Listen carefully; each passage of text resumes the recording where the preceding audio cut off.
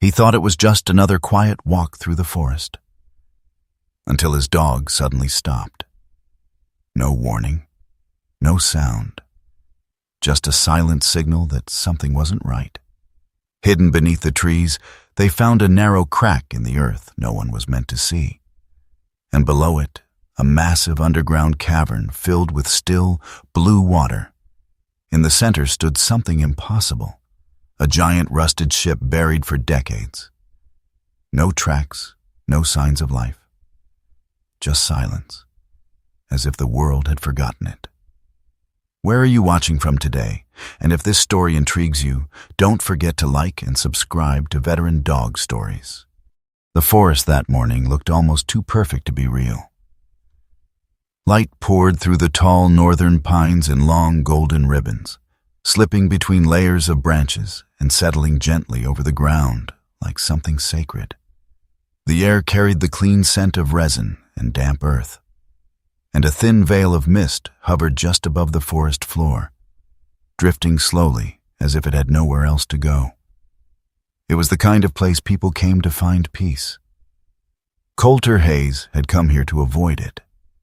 He moved steadily along a narrow, barely visible trail, boots pressing softly into the ground with a rhythm that belonged more to memory than thought. At 43, Coulter still carried himself like the man he had once been trained to be. Tall at 6'1", broad-shouldered, his body lean but solid with the quiet strength of years spent in special operations. His face was angular, defined by a strong jaw and light stubble that never quite grew into a full beard. His skin was tanned, weathered by sun and time, and his blue-gray eyes held a stillness that felt deeper than calm. They felt guarded. His dark brown hair was cut short, practical, military neat, with faint streaks of silver beginning to show at his temples. He wore the same outfit he always did, as if consistency itself were a form of armor. An olive field jacket, worn at the seams, a red and dark blue plaid shirt beneath, dark cargo pants, scuffed brown leather boots that had seen more miles than most roads, an old military watch on his wrist, a folding knife tucked where his hand could find it without looking, and an Eberly stock half-track backpack resting comfortably against his back. Everything about him said discipline. Everything about him said control. But control, like silence, had its limits. Behind and slightly to his left moved Ridge. The German Shepherd didn't follow the way most dogs did. He didn't trail or wander or look for approval. He moved with purpose, measured, alert, and always aware. At 5 or 6 years old, Ridge was in his prime. A working line K9 with a balanced, muscular build, his black and tan coat short, dense, and built for endurance rather than beauty. His posture was steady, grounded, each step placed with intention. His ears tracked the forest constantly, catching sounds too distant or too subtle for human notice. But it was his eyes that set him apart. Deep, focused, intelligent. He didn't just see the world. He read it. And sometimes, he seemed to read Coulter. They had been moving like this for hours. Two figures threading through the quiet, not speaking, not needing to. The forest accepted them without resistance, as if it recognized something in their silence, or perhaps something in their distance. Coulter paused briefly at a fallen log, resting one hand against the rough bark. His breathing was steady, controlled, but there was a tension beneath it. Something that never quite left, no matter how far he walked or how quiet the world became. There were things he didn't think about. Or rather, things he tried not to. A mission. A call made in seconds that had stretched into years. And a K9 partner who hadn't come back. He never said the dog's name anymore. Didn't need to. It was always there. Ridge slowed slightly as Coulter resumed walking, his head lifting just a fraction, nostrils flaring as he caught something on the air. Not danger. Not exactly. Something else. Something familiar in a way that didn't belong to memory. They moved deeper into the forest, the light shifting subtly as the canopy thickened and thinned in uneven patches. Time stretched. Distance lost meaning. It could have been morning or midday. It didn't matter out here. What mattered was movement. And then Ridge stopped. Not gradually, not uncertainly. He stopped completely.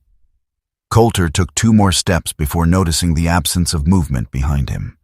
He turned, instinct sharpening immediately, his posture tightening as his eyes scanned the trees, the shadows, the ground. "What is it?" he asked quietly. Ridge didn't respond. No bark, no growl. He stood still, weight evenly distributed, muscles engaged but not tense. His ears were forward, his gaze fixed, not on the forest, not on a sound or scent drifting between trees. On Coulter. The moment stretched. Coulter frowned slightly, stepping back toward him. "Ridge." Still nothing. The dog's eyes held his, steady, unblinking, searching. And then something shifted. Not in the forest, in the space between them. Coulter felt it before he could explain it. A subtle tightening in the air, like the moment before a storm, except there were no clouds, no wind, no warning signs. Just presence. Ridge took 1 slow step forward, then another. Not toward a direction, toward something unseen. Coulter followed his gaze, but all he saw were trees and light and the quiet, endless patience of the forest. "Talk to me," he murmured, more out of habit than expectation. Ridge didn't move further. He just stood there, waiting. A faint sound broke through the silence. Not loud, not sharp. A distant, hollow echo, like metal shifting against stone, far beneath the earth. Coulter's head snapped slightly toward the direction of the sound, his body reacting before his mind caught up. But Ridge? Ridge didn't react with surprise. He reacted with recognition. Coulter's jaw tightened almost imperceptibly. "You hear that?" he asked, though the question felt unnecessary. Ridge took a step to the side, angling his body, not toward the sound itself, but toward a narrow break in the trees Coulter hadn't noticed before. It wasn't a trail. Not really. More like the suggestion of one, branches slightly parted, ground just barely disturbed, as if something had moved through there once, long ago, and the forest had almost, but not quite, reclaimed it. Ridge glanced back once, just once, and then moved. Coulter hesitated. It wasn't fear. He didn't operate on fear the way most people did. It was something else, something quieter. The awareness that whatever lay ahead wasn't random, that this wasn't just a dog following a scent or reacting to a noise. This felt directed, intentional, and that made it harder to ignore. He exhaled slowly, adjusting the strap of his backpack. "All right," he said under his breath. Then he followed. The path, if it could be called that, sloped gradually downward, the ground shifting from soft forest floor to rockier terrain. The air cooled slightly as they descended, the light narrowing as the trees grew denser around them. Ridge moved carefully now, his pace slower, more deliberate. Not cautious, respectful. Coulter noticed it immediately. That alone was enough to unsettle him. "Easy," he murmured, though it wasn't clear whether he was speaking to Ridge or to himself. The forest began to change. The sound softened, as if absorbed by something larger than trees and earth. The wind, once threading through the branches, seemed to fade. Even the distant calls of birds grew faint, then disappeared entirely. Silence settled, not the peaceful kind, the kind that listened back. Ridge stopped again, this time at the edge of something Coulter hadn't expected. At first, it looked like nothing, just a break in the ground, partially hidden by brush and rock. But as Coulter stepped closer, pushing aside a cluster of low branches, the shape revealed itself. A narrow opening, a fracture in the earth, barely wide enough to notice unless you were looking for it, or unless something led you to it. Coulter crouched slightly, studying the edges. The rock was worn, smoothed in places, as if water, or something else, had once moved through here. He felt that same shift again, that subtle pressure in the air. Behind him, Ridge didn't move, didn't push forward, didn't retreat. He stood at the threshold, body still, eyes fixed ahead. Not hesitant, not afraid, just waiting. Coulter glanced back at him. "Not going in?" he asked quietly. Ridge's ears flicked once, but he didn't step forward. For the first time since Coulter had known him, Ridge chose not to lead. The realization settled slowly, heavy, deliberate. Coulter turned back toward the opening, the darkness beyond it, cool and quiet, like a breath held for too long. He reached out, fingers brushing the edge of the stone. The surface was colder than it should have been. Or maybe his hand was warmer. It was hard to tell. He stayed there for a moment, crouched between light and shadow, feeling something he hadn't allowed himself to feel in a long time. Not fear, not exactly. Something closer to recognition, as if whatever lay beyond that opening had been waiting longer than he had. Coulter straightened slowly. Behind him, Ridge shifted his weight slightly, but still didn't move forward. Didn't need to. This time, the choice wasn't his, it was Coulter's. And for the first time in a long time, he didn't walk away. Coulter stood at the edge of the opening, the forest behind him still bright, still alive, and everything ahead of him quietly wrong. The narrow fracture in the earth widened just enough for a man to pass through sideways. Cold air breathed up from below, carrying a damp mineral scent mixed with something older. Metal, faint but unmistakable. He glanced back once. Ridge remained where he had stopped. The German shepherd stood firm, weight evenly balanced, ears forward, eyes fixed not on the darkness below, but on Coulter himself. There was no urgency in him, no command, no pressure, just expectation. Coulter gave a slight nod, more to himself than the dog. "Stay close," he said quietly. Ridge didn't move. That alone said everything. Coulter turned and stepped inside. The descent wasn't steep, but it was uneven. The rock walls pressed close, forcing him to move carefully, boots finding each foothold with deliberate precision. The light from above followed him for a while, narrowing gradually until it became a pale ribbon behind his shoulder. Then it faded. The temperature dropped noticeably. Moisture clung to the stone, and somewhere deeper below, water echoed. Slow, rhythmic, distant. Coulter's breathing stayed steady, but his senses sharpened. Years of training didn't disappear.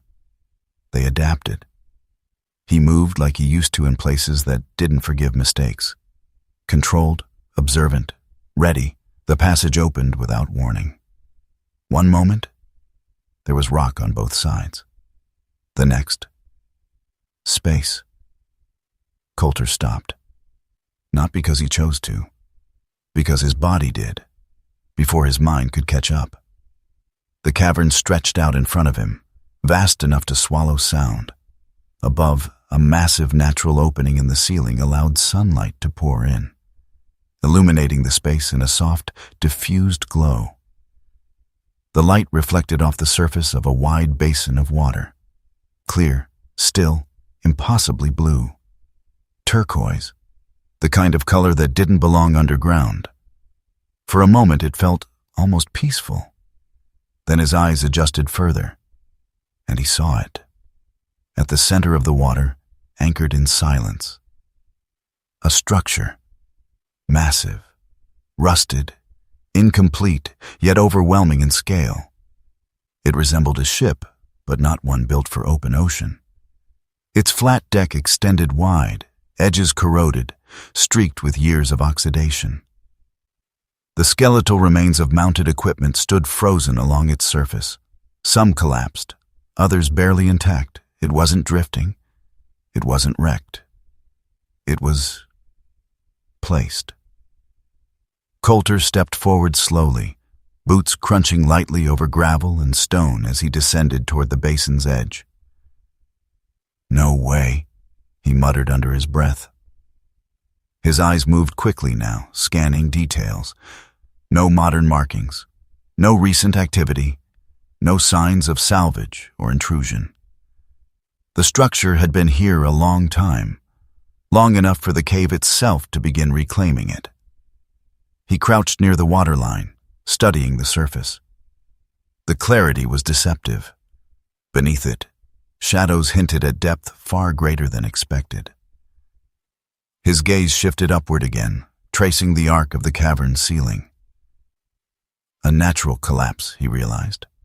At some point, decades ago, maybe longer, this had been open to a larger waterway. A river system, enough to bring something this size inside.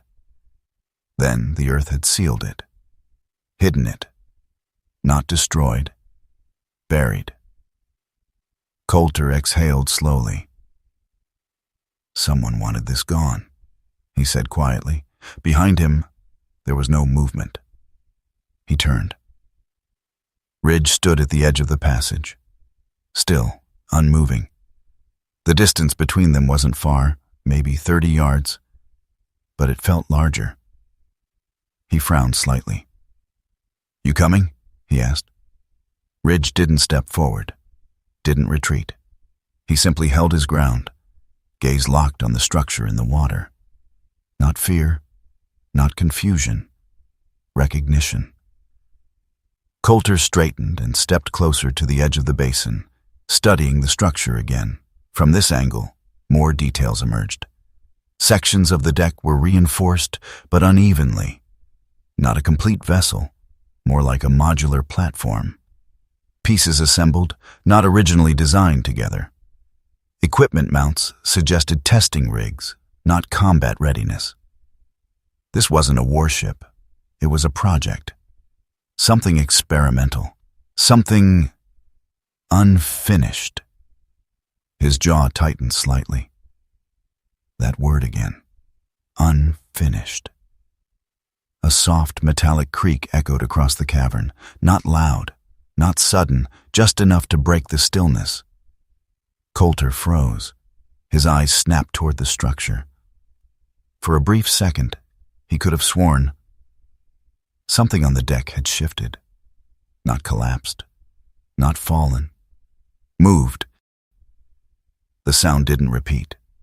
Silence returned, heavier than before. Coulter stayed still, listening, counting his breaths.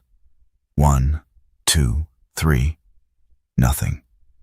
He exhaled slowly, but the tension didn't leave his shoulders. He wasn't imagining things. He didn't do that. Not anymore. He stepped closer to the waterline, narrowing his eyes, scanning the deck again. The figures he'd noticed before, bright yellow shapes, resolved into something clearer. Protective suits. Old ones. Faded, but still visible. Several human silhouettes stood scattered across the deck, frozen in place. For a split second, Coulter's instincts surged. Alive? No. Too still. Too fixed. He leaned slightly, adjusting his angle. Mannequins, or something close to them. Training markers, maybe. Test positions. His pulse slowed just a fraction. but not entirely. "All right," he murmured. Behind him, gravel shifted. Not loudly. Just enough. Coulter turned sharply. Ridge had moved. But only a step, just one. Closer. Still far from the basin. Still not fully committing. Coulter studied him. "What is it?" he asked, softer this time. Ridge's ears flicked, his head tilting slightly, not toward Coulter, but toward the structure. His breathing was controlled, but there was something different now. A subtle tension. Not fear. Strain, as if he was processing something too complex to act on instinct alone. Coulter's expression hardened slightly. He had seen that before, not in Ridge, but in another dog. Years ago, a K9 that had hesitated for half a second too long, because it had sensed something the handler didn't. Coulter looked back at the structure, then at Ridge, then back again. "You're telling me something," he said quietly. No response. Of course not. But Ridge didn't look away. Coulter stepped along the edge of the basin, moving parallel to the structure. The ground was uneven, but stable, leading toward what appeared to be a partially submerged access ramp. Old, corroded, but intact enough to hold weight. He stopped at its base. Water lapped gently against the lower section, barely moving. Everything about this place felt paused, like time had reached this point and decided to wait. Coulter rested one hand on the cold metal railing, testing its strength. It held. He looked back once more. Ridge hadn't followed, but he hadn't left either. That mattered. Coulter nodded faintly. "Stay," he said. This time it wasn't a suggestion. Ridge lowered his head slightly, settling into a firm stance. Guarding position, watching, waiting. Coulter turned back to the ramp. The structure loomed above him now, larger than it had seemed from a distance. The rust wasn't uniform. It marked time, not neglect. Sections suggested maintenance had once been ongoing. Controlled, intentional. Whoever built this hadn't abandoned it carelessly. They had left. On purpose. Coulter placed his boot on the first step. The metal groaned softly beneath his weight, but didn't give. He paused. Not because he doubted the structure, because something inside him recognized this moment.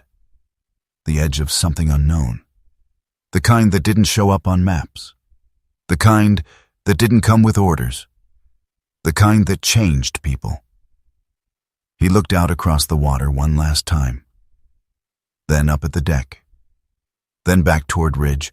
The dog stood steady in the distance, eyes locked on him, not pulling him back, not pushing him forward. Just there. Constant. Coulter let out a slow breath. Then he climbed. One step, then another, each movement deliberate, measured, controlled. The closer he got, the clearer the details became. Scattered equipment, anchoring bolts, surface markings worn down beyond recognition, no insignia, no flags, nothing to tie it to any known command. That was the most unsettling part. Not what it was, but what it wasn't. At the top of the ramp, Coulter stopped. The deck stretched out before him, silent, open, waiting. Behind him, the water reflected the light from above, shimmering faintly. Below, somewhere in the cavern, Ridge remained, watching, listening, holding the line between what was known and what wasn't. Coulter stepped forward onto the deck, and in that moment, the forest, the light, the world he had come from, felt farther away than it should have. The deck didn't sound like it should. For something this large, this old, it should have echoed. Each step ringing out across metal and empty space. But as Coulter Hayes moved forward, his boots made only dull, absorbed thuds, as if the structure itself was swallowing sound. That bothered him more than noise ever could. Silence, he had learned, wasn't always absence. Sometimes it was containment. He moved slowly across the deck, eyes scanning everything with practiced precision. The surface was uneven in places, corrosion biting deep into sections of metal, but not enough to compromise its integrity, not yet. This hadn't been abandoned carelessly. It had been left in a state of pause. Ahead of him, the scattered shapes he had seen from below became clearer. They weren't mannequins in the traditional sense. They were articulated training frames, human-shaped rigs, each mounted to the deck with reinforced bases. Their surfaces were layered with faded sensor nodes, wiring long dead, cables brittle with age. Coulter crouched beside one. He reached out, brushing his fingers across its surface. The material was synthetic, but not cheap. Designed to simulate resistance, impact, pressure, training tools, but not for combat drills. He leaned closer. Embedded across the torso, tiny circular ports, sensor points. He exhaled quietly. Biometrics, he murmured. Not guesses. Recognition. He had seen similar systems before, simpler ones. Early-stage gear designed to measure heart rate, stress spikes, micro-movements in the body under pressure. But this was more advanced. Or at least, it had been. Coulter straightened slowly, eyes shifting toward the far side of the deck where a partially collapsed structure still stood. A control section, perhaps. A narrow entryway, shadowed, its edges worn, but intact. He moved toward it. Each step carried a weight that had nothing to do with the metal beneath his boots. Inside, the air changed. Cooler, staler, and quieter still. The interior space was narrow, lined with panels and equipment racks. Dust covered most surfaces, but not evenly. Some sections had been disturbed long ago, but not forgotten by time entirely.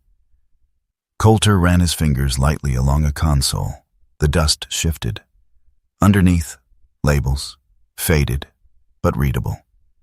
Bio-sync interface, Responive feedback array, K9 link calibration panel. His jaw tightened slightly. K9, he said under his breath. That word again. He moved deeper inside. The layout wasn't military standard. Too experimental. Too fluid in design. It didn't follow the rigid compartmentalization of combat vessels. Instead, it felt adaptive, built for testing, built to evolve. He stopped in front of a central terminal, its screen dark but intact. A manual switch panel sat below it. Old analog overrides beside more advanced components that hinted at something ahead of their time. Coulter hesitated for a moment, then pressed the switch. Nothing happened. He expected that.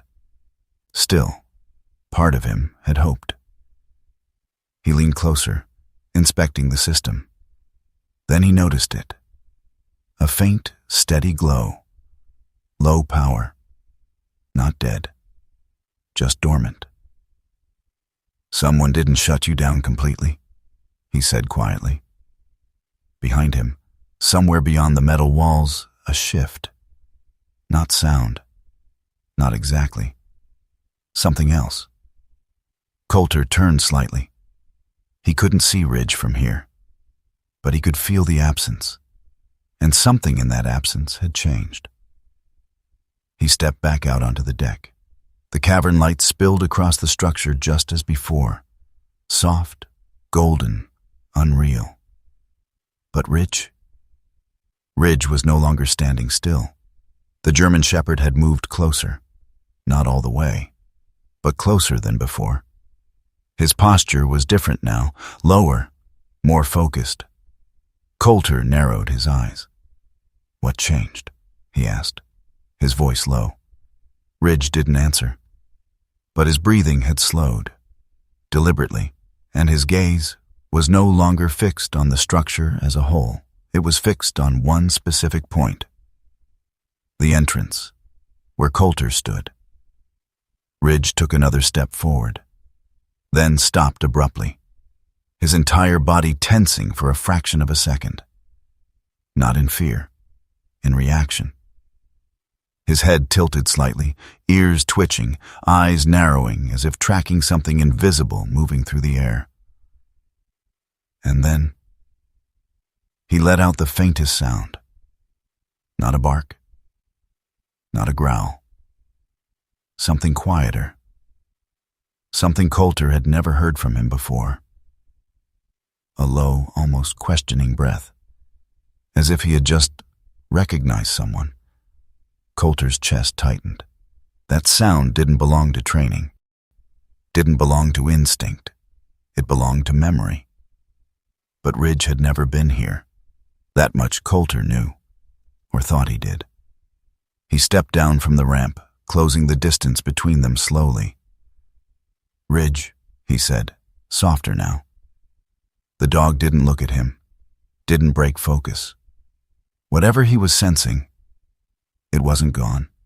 It wasn't fading. It was building. Coulter stopped a few feet away. He studied the dog carefully. The tension wasn't chaotic. It wasn't panic. It was controlled, focused. But there was something beneath it. Strain, as if Ridge was processing more than he should be able to. Coulter crouched slightly. "Easy," he murmured. This time Ridge blinked, just once. And in that small movement, something shifted. The tension eased, but didn't disappear. Coulter followed his line of sight again. Back to the structure, back to the interior. Then it clicked. "Inside," he said quietly. Ridge's ears flicked. Confirmation. Coulter stood again, turning toward the ramp. He didn't hesitate this time. Didn't question the instinct. Somewhere in the back of his mind, a familiar weight settled into place. The same one he used to feel before entering unknown territory. The same one that told him this wasn't random. This was connected. He climbed back onto the deck, Ridge now following, but slower, measured, as if every step required decision. Inside the structure, the air felt heavier with two of them present. Coulter moved toward the terminal again. "This is what you're picking up," he said, more to himself now. He glanced back briefly. Ridge had stopped just inside the doorway. He didn't explore, didn't move deeper. He stayed at the threshold, watching, listening. Coulter turned back to the system. If it still had power, then something inside it was still active, not functioning fully, but enough. He scanned the panel, fingers hovering over controls worn by time but still intact. Then he saw it. A secondary switch, smaller, marked faintly, passive sync mode. His brow furrowed. "Passive," he repeated, meaning not initiating, not transmitting, only receiving. Coulter hesitated, then pressed it. The response was subtle. No surge of power, no sudden activation, just a soft flicker across the screen. Lines of data began to crawl slowly across the display. Old, corrupted in places, but readable. Coulter leaned closer.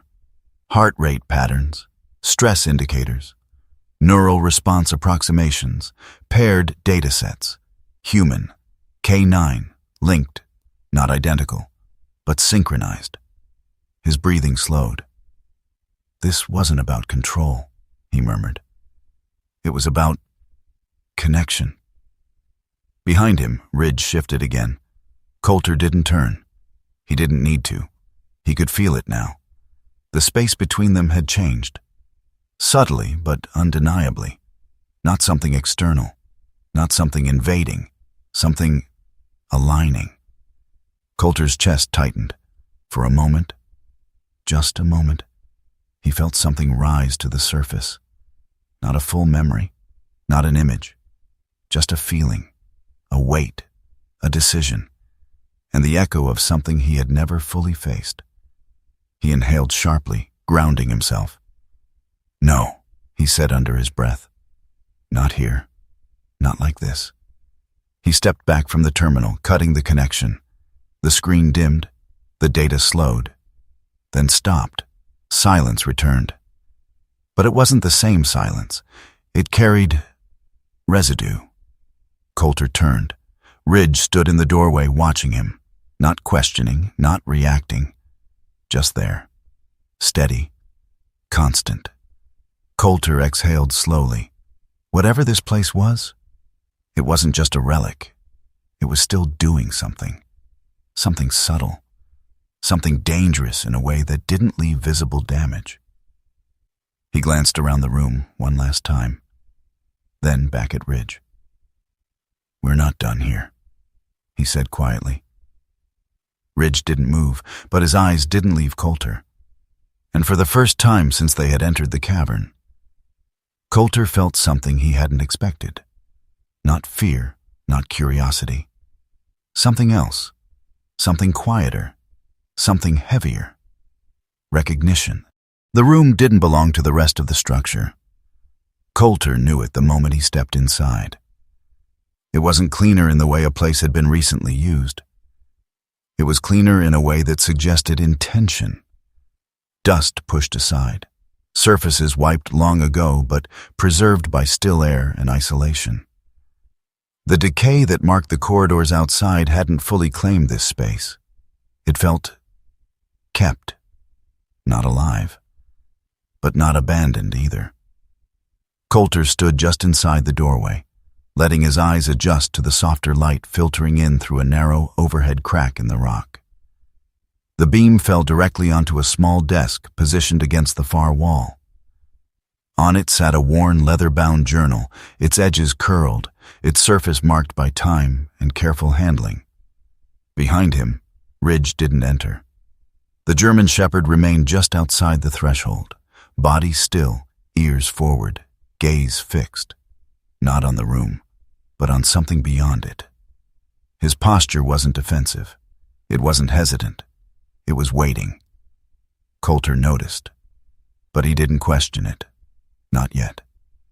He moved toward the desk. Each step felt quieter here, absorbed not just by the materials, but by something heavier, like the room itself carried weight. He reached the journal and paused. His fingers hovered above it for a moment. Then he picked it up. The leather was dry, but intact. Not brittle, not falling apart. It had been handled frequently, carefully, consistently. This wasn't a record left behind. It was something someone had lived with. Coulter opened it slowly. The handwriting inside was neat, precise, but not mechanical. It carried subtle inconsistencies, moments where the lines pressed harder into the page, where words leaned slightly, where control gave way to something more human. Emotion. He scanned the first page. Elias Varn. The name meant nothing to him, but the words beneath it did. Day 1 after shutdown. They called it containment. I called it abandonment. Coulter's jaw tightened slightly. He turned the page. They don't understand what we built. They never did. This wasn't about control. It was never about control. Another page. My son came back from deployment, but he didn't come home. Not really. He sat across from me and I couldn't reach him. Not with words, not with time. Coulter stopped. Something in his chest shifted. Subtle, but enough.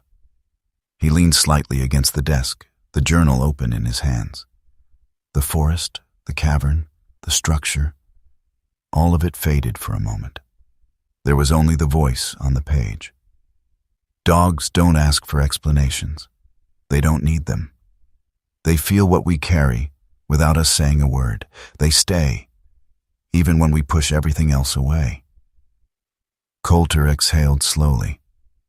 He didn't realize he had been holding his breath. His eyes moved across the next lines. If we could bridge that gap, if we could allow humans to feel each other the same way, maybe we wouldn't lose so many of them after they come back. He closed his eyes briefly. Not long, just enough. When he opened them again, his expression had changed. Barely, but noticeably. Less guarded. More present.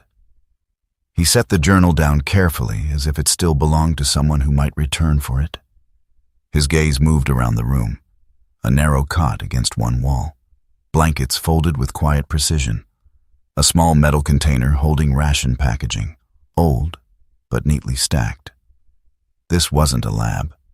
It was a place someone had chosen to stay. Chose. That mattered. Coulter stepped closer to the cot, crouching slightly as he examined the details. The fabric was worn but maintained. The alignment of the blanket, tight, deliberate, almost military. Habits didn't disappear easily, even outside uniform. He straightened slowly. "Why stay?" he murmured under his breath. The answer was already in the journal. Hope. Or maybe something stronger.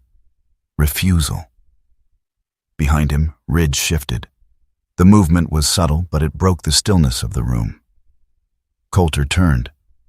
The dog hadn't stepped inside. Not even a paw over the threshold. But his focus had changed. He was no longer looking outward. He was looking inward. At something deeper within the structure. Past the room. Past Coulter. Coulter followed his line of sight. There, along the far wall, partially hidden in shadow, a steel door. It hadn't stood out before. Now it did. Thick, reinforced, sealed. No corrosion at the hinges. No visible damage. Unlike everything else in this place, it hadn't been left to time. It had been preserved. Coulter stepped toward it slowly. Each movement deliberate. Measured. He reached out, running his fingers along the surface. Cold. But not as cold as the rock outside. Different. Maintained. His eyes moved to the locking mechanism. Manual override. Old, but functional. He didn't touch it yet. He looked back at Ridge. "You see something?" he said quietly. Ridge didn't respond. But his body told the story. Stillness, focus, attention held just beneath control. Ridge took one slow step forward, then another. For the first time since they had entered the cavern, he crossed the threshold into the room, but he didn't stop beside Coulter. He moved past him, directly toward the steel door, and when he reached it, he didn't sniff, didn't circle. He simply stood there and lowered his head, as if standing in front of something that deserved recognition. Coulter's chest tightened. That wasn't training. That wasn't instinct. That was something else. He stepped closer, stopping beside Ridge. The dog didn't look at him, didn't break posture. Whatever he was sensing, it wasn't external, it wasn't a threat, it was something contained. Coulter rested his hand briefly on Ridge's back. The muscles were firm, controlled, but there was a faint tremor beneath the surface. Not fear. Strain, again. He withdrew his hand slowly. "This is what you've been tracking," he said. It wasn't a question. He turned his attention back to the door. The lock was mechanical, reinforced with a secondary latch system, something designed to remain closed even if power failed. Containment, not storage. That difference mattered. Coulter studied the mechanism. then glanced back at the journal on the desk, then at Ridge, then back at the door. Everything in him, training, instinct, experience, told him to proceed carefully. But something deeper, something quieter, told him this moment wasn't about caution, it was about choice. He exhaled slowly. "You stayed for this," he murmured, thinking of Elias. Not the system, not the research. This. Whatever was behind that door, Coulter reached for the latch, paused, then looked down at Ridge one last time. "You ready?" he asked. Ridge didn't move, didn't signal, but he didn't step back either. That was enough. Coulter turned the latch. The mechanism resisted at first, years of stillness pushing back, but then gave with a low, controlled shift. He pulled the door open. The darkness inside was deeper than the rest of the structure. Not empty, just unlit. Coulter didn't step in, not yet. He stood at the threshold, looking into the space, feeling that same pressure return, stronger now. Not from the air, from within. He glanced at Ridge. The dog remained steady, but the tremor hadn't disappeared. It had settled, like something waiting. Coulter tightened his jaw slightly, then stepped forward. The darkness beyond the steel door did not feel empty. It felt contained. Coulter stepped inside first, his movements slow, controlled, instinctively placing himself between the unknown and the only living thing he trusted, without question. The air inside was different from the rest of the structure. Colder, but cleaner. Filtered somehow. Not fresh, but preserved. Behind him, Ridge followed. Not immediately, but deliberately. The German shepherd crossed the threshold with a measured step, his body low, muscles engaged, not in fear, but in focus. His ears shifted constantly, catching signals too faint for human perception. His breathing was slow, steady, but not relaxed. This space was affecting him. Coulter could see it. And that alone made his pulse tighten. The room revealed itself gradually as his eyes adjusted. It was larger than expected, circular in design, with a lowered central platform, surrounded by equipment stations that curved along the walls. Most of the machinery was dark, dormant, aged. Dust lay across surfaces in uneven layers, but like the room Elias had lived in, this place had not been fully abandoned. It had been left ready. In the center stood a structure unlike anything Coulter had seen before. Not large, but precise. A reinforced chair-like frame, part restraint, part interface, facing a curved panel embedded with sensors, connectors, and display units. Beside it, a secondary platform, lower, wider, designed for a dog. Coulter's jaw tightened. K9 interface, he murmured. He stepped closer, scanning the arrangement. The equipment wasn't crude. It wasn't experimental in the reckless sense. It was careful, thought out, built by someone who understood both sides of the equation, human and animal. Coulter circled slowly, boots echoing faintly now in the contained space. His eyes moved over cables, worn connectors, panels marked with faded labels. Then he saw it. A small auxiliary unit in the corner, still powered. A soft, pulsing light, barely visible, but consistent. He moved toward it, crouching slightly. The casing was compact, sealed, designed for longevity. Backup power, long-term, minimal output, enough to keep essential systems alive. Battery cell, he muttered. Not impossible. Just rare. Someone had planned for time. Decades, maybe. He reached out, hovering his hand over the control interface. Then paused. Behind him, a shift. He turned. Ridge had moved to the center of the room, not wandering, not exploring. He had gone directly to the lower platform and stopped. His posture changed, subtle but unmistakable. His head lowered slightly, not in submission, but in alignment. His breathing slowed further, his chest rising and falling with measured precision. His eyes, usually scanning, now fixed forward, focused on something Coulter couldn't see. "Ridge," Coulter said quietly. No response, not even a flicker. The system activated, not fully, not violently, but enough. A low hum filled the room, barely audible, more felt than heard. Lights flickered across the curved panel, one by one, then stabilized.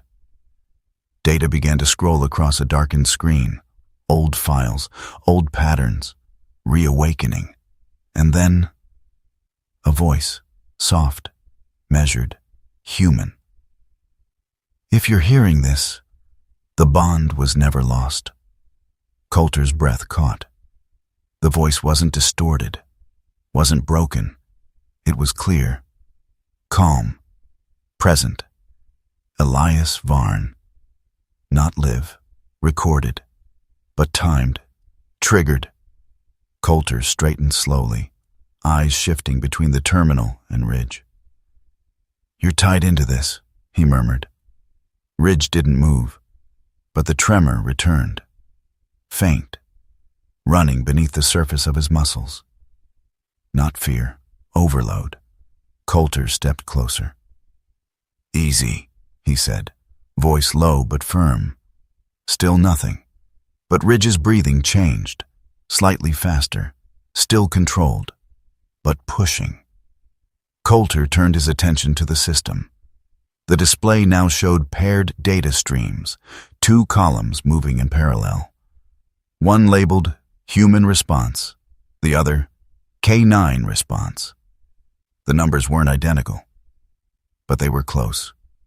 Too close. Coulter's eyes narrowed. "This isn't reading," he said under his breath. "It's matching." The realization settled heavily. This wasn't a system designed to observe. It was designed to align, to bring 2 separate biological responses into sync, not artificially, but by amplification, enhancement, connection. He glanced back at Ridge. The dog's posture had stiffened, not rigid, but strained, holding. Coulter felt something shift inside himself. At first it was subtle, a tightening in his chest, a pressure behind his ribs. Then, a sensation, not foreign, not new, but sharper, clearer. Like something usually buried had been brought closer to the surface. His jaw clenched slightly. He knew this feeling. He had spent years avoiding it, pushing it down, containing it. But here, it didn't stay down. It didn't stay quiet. It rose, not as a memory, not as an image, as emotion, raw, unfiltered, the weight of a moment, a decision, a command given too quickly, a hesitation that came too late. Coulter inhaled sharply. His hands tightened into fists at his sides. "No," he said under his breath. "Not now, not here." He took a step back. The pressure didn't follow him. It stayed, centered, anchored, at Ridge. Coulter's eyes widened slightly. The dog was carrying it, not absorbing, not suffering, but reflecting, like a surface that refused to let anything remain hidden. Coulter stepped forward again, slower this time, more deliberate. "Ridge," he said quietly. The dog's eyes shifted. Just a fraction. Enough to show awareness, enough to show. He was still there, but the strain deepened. His breathing hitched slightly, just once, before stabilizing again. Coulter's expression hardened. "That's enough," he said. He turned toward the control panel. The system wasn't fully active, but it was engaged. Passive mode. Amplification. He scanned the interface quickly, searching for a shutdown. There. A manual override. Old, analog, reliable. He reached for it, then stopped. For a split second, he hesitated, because the feeling inside him, the one he had buried, was clearer now than it had been in years. He could understand it, name it, face it.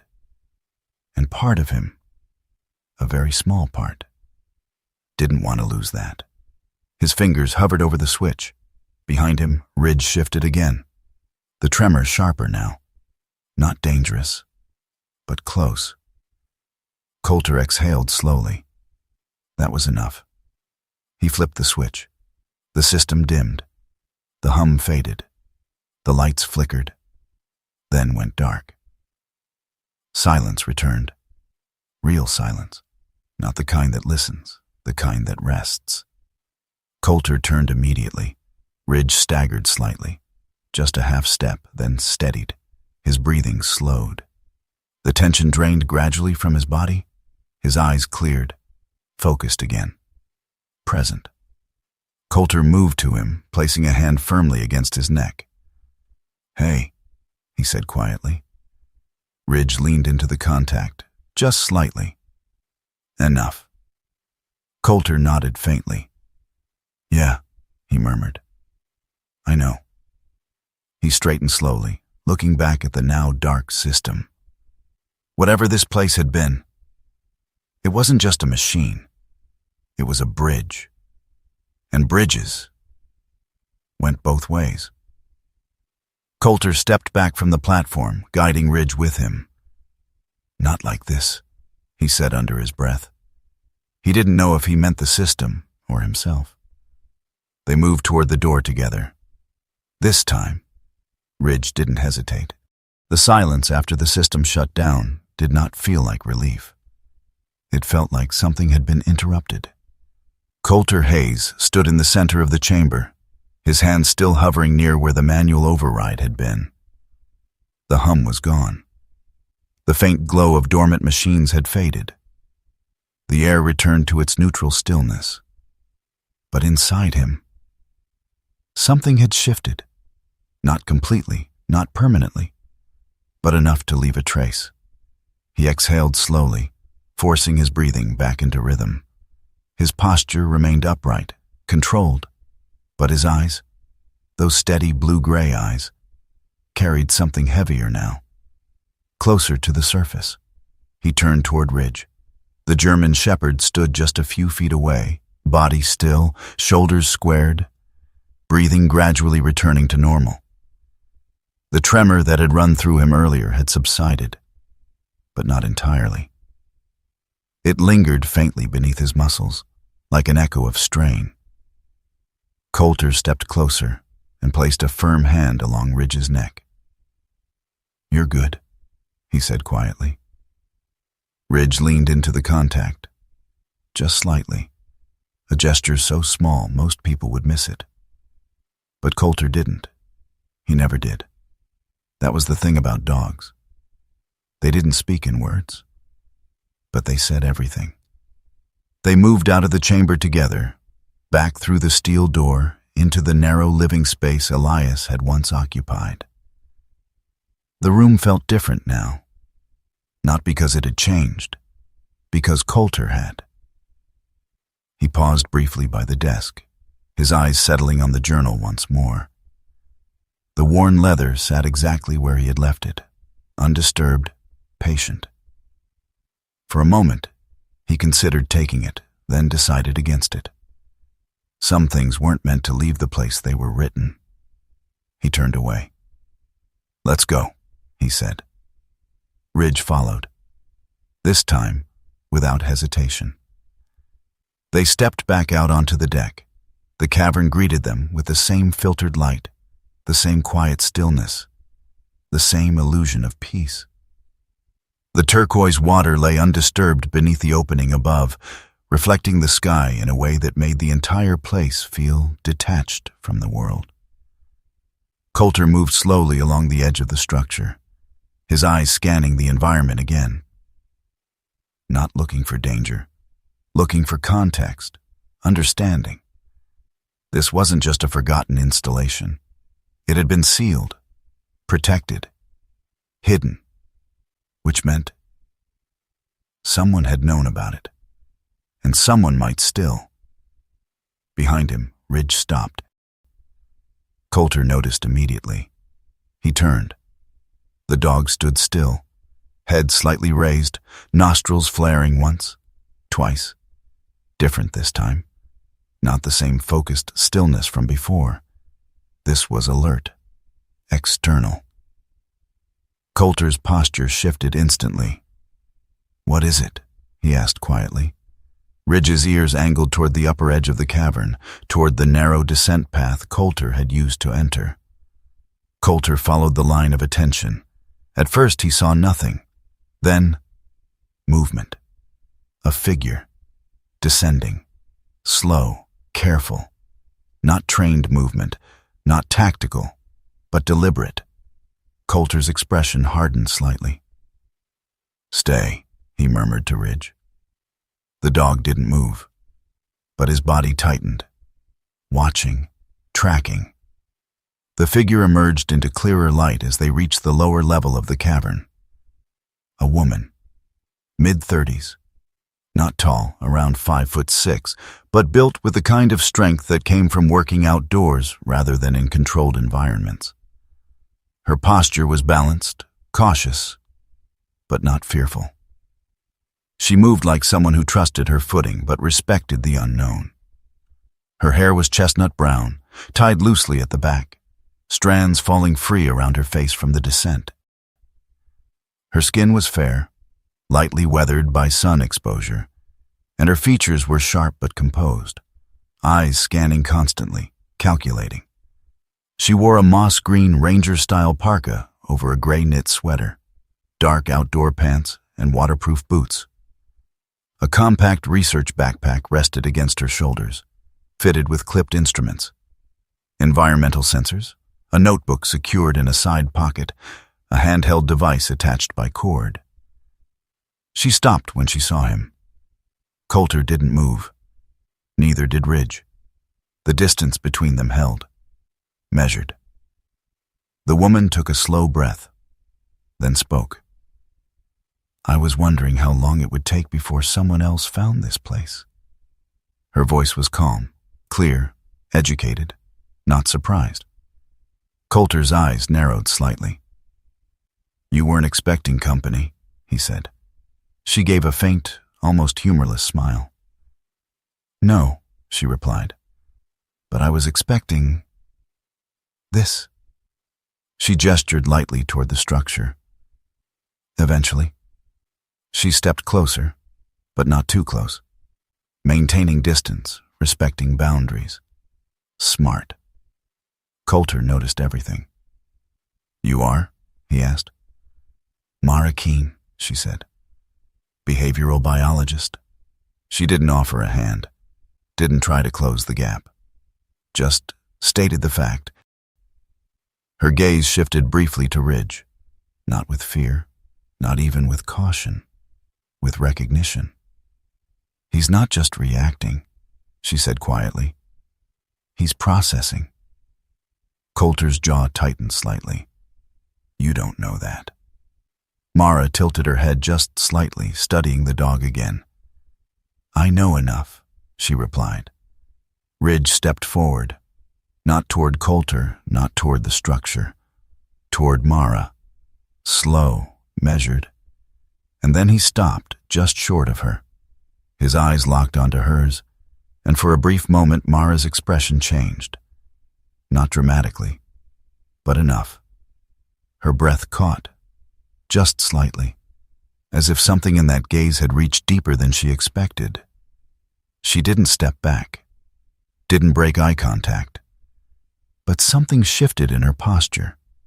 Less certainty, more awareness. Coulter saw it. "Ridge," he said, low and controlled. The dog held the moment a second longer, then stepped back, returning to Coulter's side.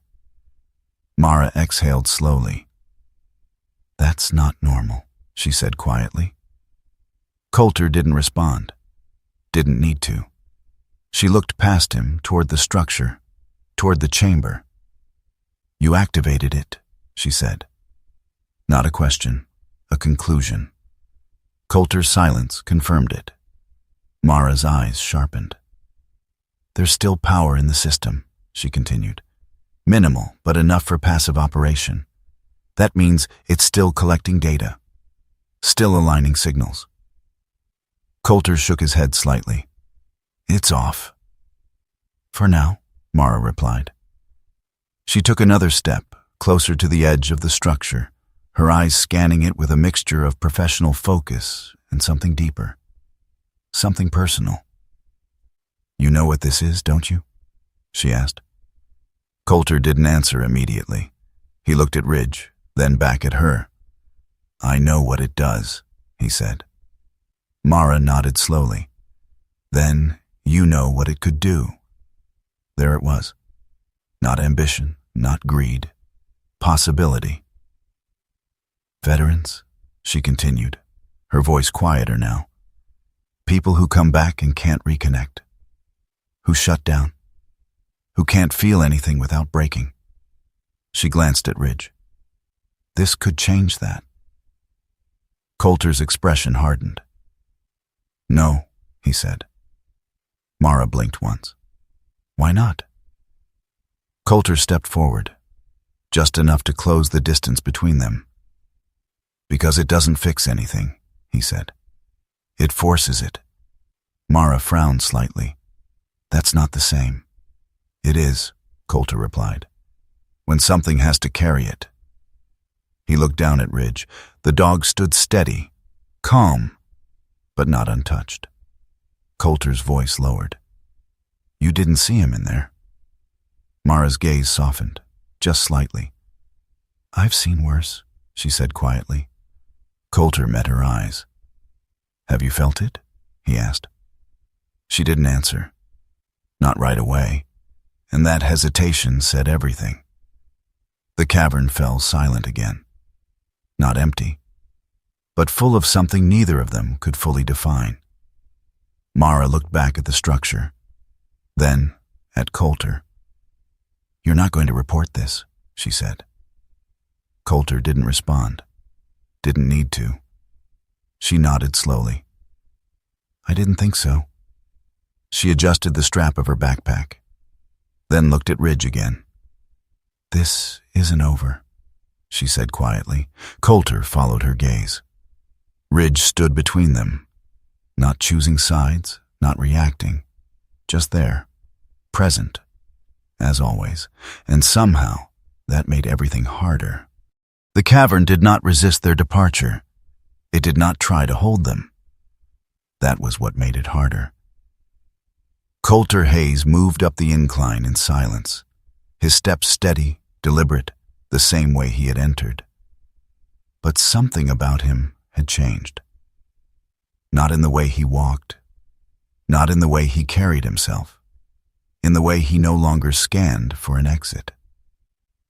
Because for the first time in a long time, he wasn't trying to escape. Behind him, Ridge followed at a measured pace, his body no longer tense, no longer burdened by the invisible strain that had pressed into him inside the chamber. His breathing had returned to its natural rhythm. His eyes, those deep, focused eyes, had settled again into something grounded, present. But there was a difference. Subtle, quiet. Something that had passed through him and stayed. Mara Keene walked several steps behind them both, maintaining distance without falling away. Her posture remained composed, but her gaze shifted constantly between Coulter, Ridge, and the path ahead. Her movements were careful, not out of fear, but respect. For the place, for what she had witnessed. and for what she still didn't fully understand. She adjusted the strap of her research pack slightly as they moved, her fingers brushing over the clipped instruments absent-mindedly. For someone trained to rely on data, numbers, measurable patterns, this place had given her something she couldn't quantify, and that unsettled her more than she expected. They reached the narrow passage leading upward. Light filtered down from above, pale at first, then growing warmer with each step. Coulter didn't look back.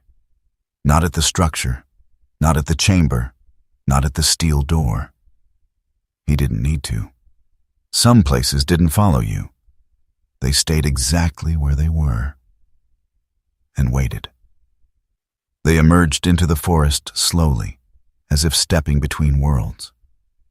The air was warmer here, softer, alive.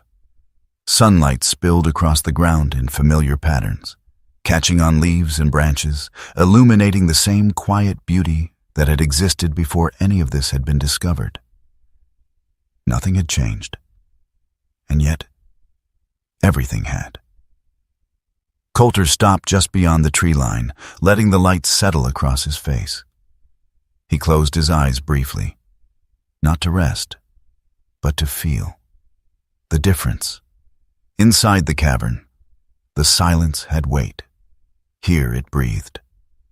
Behind him, Mara stepped out into the light as well, blinking slightly as her eyes adjusted. She took in a slow breath, her shoulders lowering just a fraction as tension she hadn't acknowledged began to release. "It's strange," she said quietly. Coulter didn't respond. Mara glanced back toward the hidden entrance. You'd never know it was there. Coulter opened his eyes. "That's the point," he said. Mara studied him for a moment. "You're really going to leave it?" she asked. "Yes."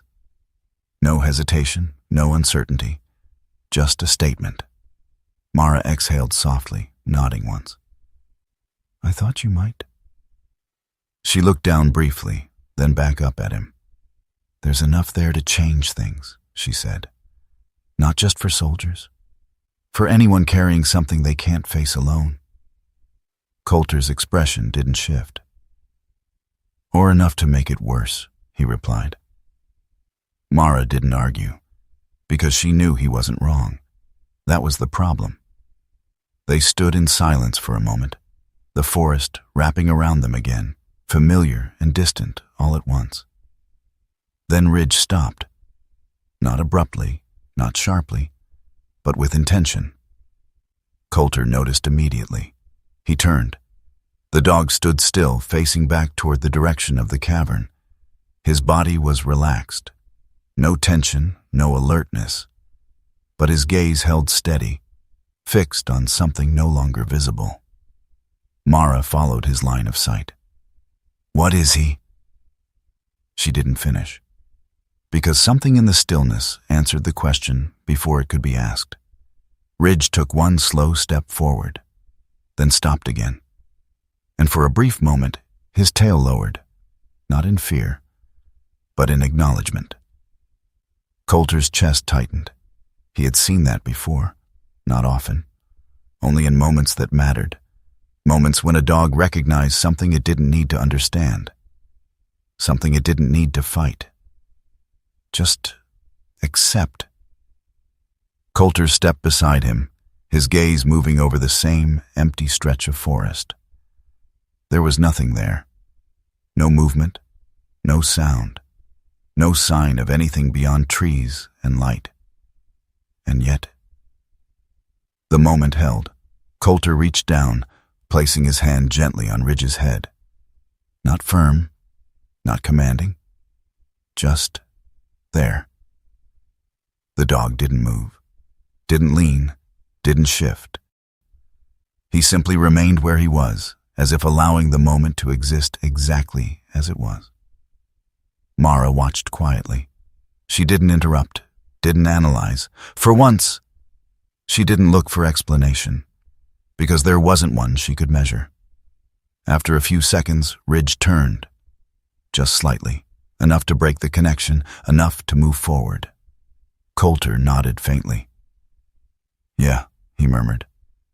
"Time to go." They began walking again. The forest accepted them without resistance, the same way it had when they entered. But Coulter's steps felt different now. Not lighter, not easier, just clearer. Mara walked beside him now, no longer keeping distance. "You know," she said after a while, her voice quieter than before, "I could report this." Coulter glanced at her. She didn't meet his eyes, not yet. "I won't," she added. Then she looked at him. "But I could." Coulter nodded once. "I know." Mara studied him carefully. "You're not even going to ask why I won't?" Coulter's expression remained calm. "No." "Why not?" "Because you already decided." Mara let out a small breath, something almost like a laugh, though there was no humor in it. "You trust people too easily," she said. Coulter shook his head slightly. "No," he replied. "I trust what I saw." Mara's gaze shifted briefly to Ridge, then back to Coulter. "That wasn't just instinct," she said. "I know." "That wasn't just biology." "I know." Mara frowned slightly. "Then what do you call it?" Coulter didn't answer right away. He walked a few more steps, boots pressing into the forest floor, leaves shifting softly beneath each movement. Then he said, "Understanding." Mara considered that. Didn't agree, didn't disagree, just let it settle. They reached a clearing not far from where the forest path began to widen again. Mara stopped. "I'll head back from here," she said. Coulter nodded. She adjusted her pack once more, then hesitated. "For what it's worth," she added, "you made the right call." Coulter didn't respond, not because he disagreed, because he didn't need confirmation. Mara looked at Ridge one last time. "He's different," she said quietly. Coulter followed her gaze. Ridge stood still, calm, grounded. But yes, different. Not in a way that could be measured, in a way that could be felt. "He always was," Coulter replied. Mara gave a small nod, then turned and disappeared into the trees. Coulter and Ridge stood alone again. The forest stretched out ahead of them, open, quiet, unchanged. Coulter looked down at the dog. For a moment, neither of them moved. Then Coulter crouched slightly, his hand resting once more on Ridge's head. But this time, there was no command behind it. No expectation. Just contact. Human, simple, honest. Ridge met his gaze, and in that brief exchange, there was no weight, no past, no buried decisions, just presence. Coulter stood, adjusted the strap of his backpack, and turned toward the path. Ridge followed. Not behind, not ahead, beside. As they walked, the forest light shifted again, catching in the branches, spilling across the ground, the same as it always had. But Coulter didn't miss it this time. Didn't walk past it. Didn't ignore it. He saw it, and that was enough. In a world that moves too fast, where pain is often hidden behind silence, sometimes healing doesn't come from medicine, or answers, or even time. Sometimes it comes quietly. Through loyalty.